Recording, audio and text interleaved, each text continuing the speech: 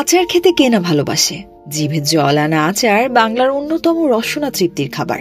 আর সেটা যদি হয় ঐতিহ্যবাহী কাশ্মীরি আচার, তাহলে তো কথাই নেই। বড়ই, তেঁতুল, রসুন, আম, চালতা সহ প্রায় 22 পদের মজাদার আচারের পসরা সাজিয়েছে ঢাকা আন্তর্জাতিক বাণিজ্য মেলার কাশ্মীরি আচারের স্টল।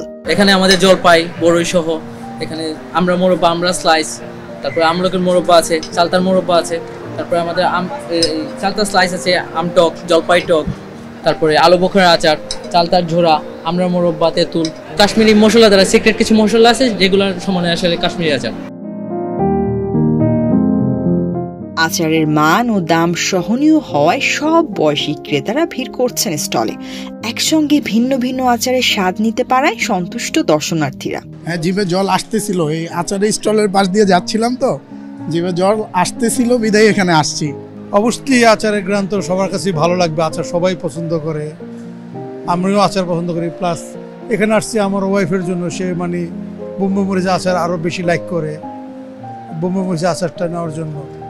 আর এছাড়াও অন্য আচারও নেওয়ার জন্য, রসুনের আচার, তেঁতুলের আচার।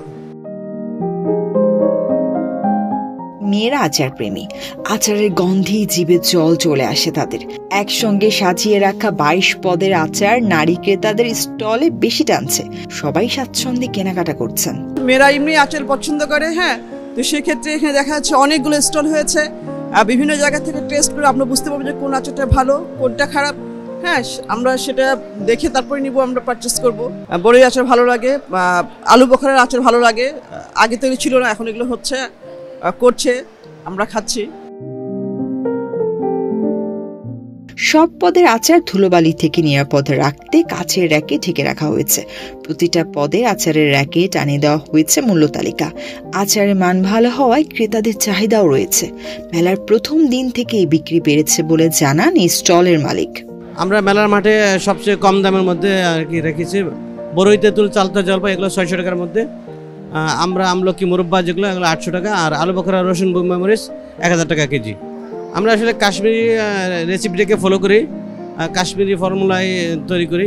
আলহামদুলিল্লাহ, আশা করি এবার গত বছরের চেয়ে অনেক ভালো হবে এবং প্রথম থেকে একটু সাড়া পাচ্ছি, মানে ভালো সাড়া পাচ্ছি।